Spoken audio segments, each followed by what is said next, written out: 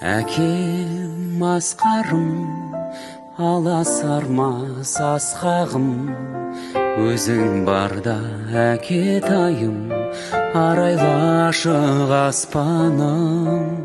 Әкем тірегім, сен деп соғар жүрегім, бауыр етің балаң үшін, мейірімді жүрегім.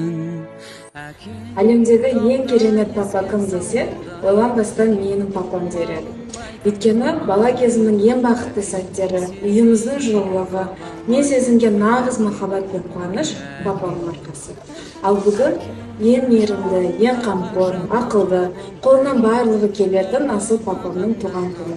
Папа, сізді мерейтойыңызбен шын жүректен құттықтаймын. Сізге ұзақ ғұмыр, зор денсаулық тілеймін. Мама екеулеріңіз біздің ортамызда күліп ойнап, біздің қызығымызды көріп жүре беріңіздер. Мен сіздерді қатты жақсы көремін. Пап, сізді келіп жеткен туғаныңызбен құттықтаймын. Сізге тек қана ашық аспан, зор денсаулық, тек қана бақыт тілеймін. Мамам екеулеріңіз бір жастықта қартайып, апайым екеуміздің тек қана бақытты күндерімізді, қызықты сәттерімізді көріп жүре беріңіздер. Пап, сіздің әр айтқан сөзіңіз мен үшін не маңызды. Мен сізді өте қатты жақсы көремін. Туғаныңызбен тағы да